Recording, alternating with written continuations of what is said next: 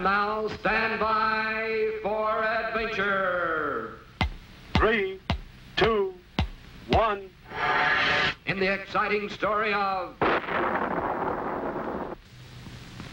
Shadows of Suspicion. Bleep, Squeek, and Scratch spent many happy days at their home base on Earth, 00 Island. The Colonel kept busy with new experiments in his lab. Scratch spent many happy hours digging away in the garden, and Squeek played with his favorite toy, a little wooden puppet. Squeek loved this toy, perhaps because he himself was made of choice lumber.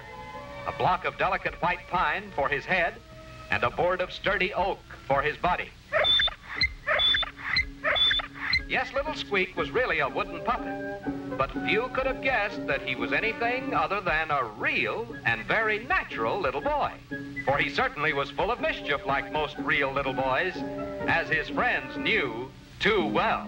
Bleep still recalls the shock of dashing about for almost an hour, dodging what he believed to be flashing meteorites, only to discover later that little Squeek had slipped a handful of fireflies into the Colonel's helmet, just for fun. Another time, Bleep awoke from a sound sleep to find himself covered with green and yellow spots, a sure sign of Futurian frog pox. But little Squeek knew that the colorful dots on the spaceman's helmet were just dabs of paint, for the puppet had put them there himself, just for fun. But it was poor Scratch, the good-natured caveman, who suffered most from this puppet trickery. More than once, his trusty wooden club had been nailed to the floor. And who can recall how many times a scrumptious coconut pie had a hidden balloon inside, just waiting for poor Scratch's knife or fork.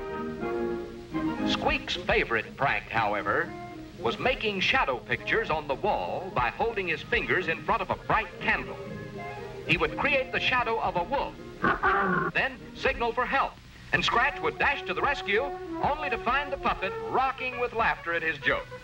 The caveman had been fooled by Squeek's shadow pictures of a giant crab, a monstrous crocodile, and a ferocious ostrich. At last, Scratch had vowed never to be tricked again. Then, one day, it happened. Bleep had blasted off for a closer look at a storm cloud approaching the island. Scratch was inside his cave, carving a new wooden club, and Squeek was fishing in the brook by the waterfall. At the first raindrop, Squeek dashed for the nearby shelter of Scratch's cave.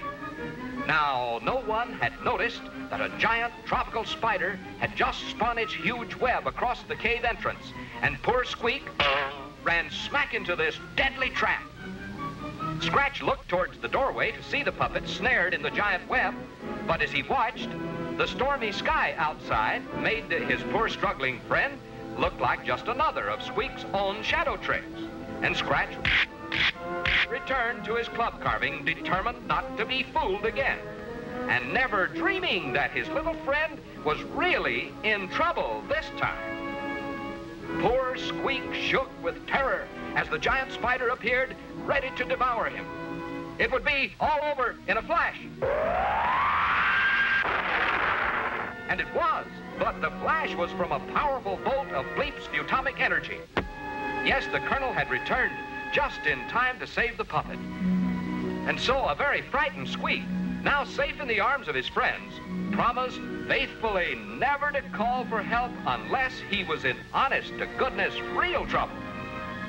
For now he knows that a foolish trick can sometimes cost a life.